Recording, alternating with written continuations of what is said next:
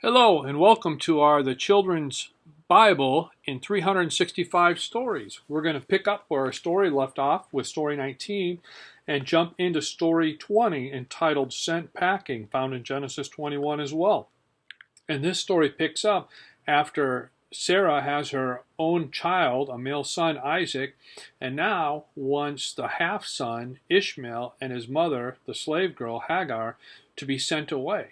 And God agrees to let Abraham do it and says, I will take care of your half-son. So let us pick up with this story. Abraham agreed to Sarah's plan to send Hagar and Ishmael away. The next morning, Abraham filled a leather bottle with water and packed up some food.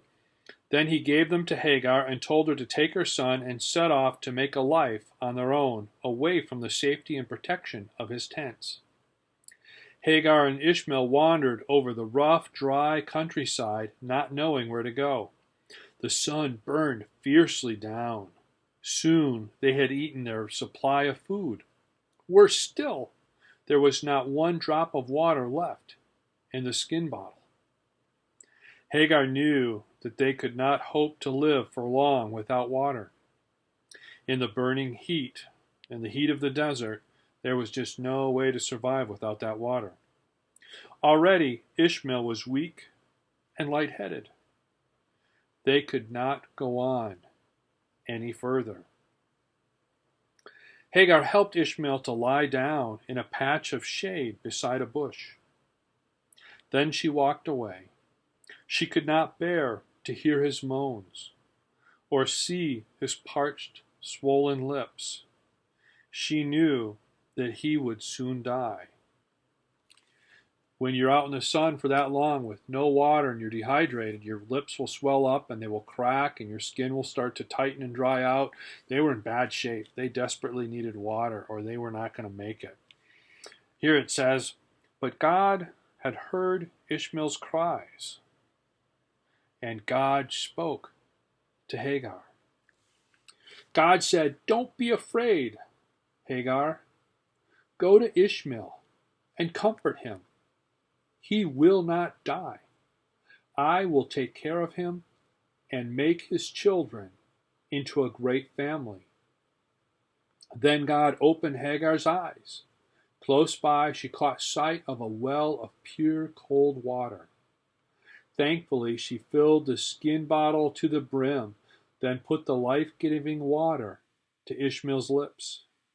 She knew that God, who had seen her and helped her when she had run away from Sarah, was with her still, watching over them both.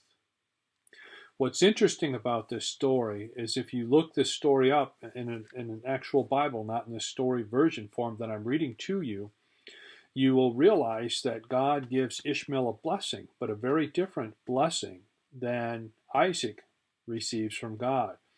And the significance of that is that Ishmael becomes the root for the religious people known as Muslims or Islam, and that they read this part of the Old Testament in the same way that Jews and Christians do.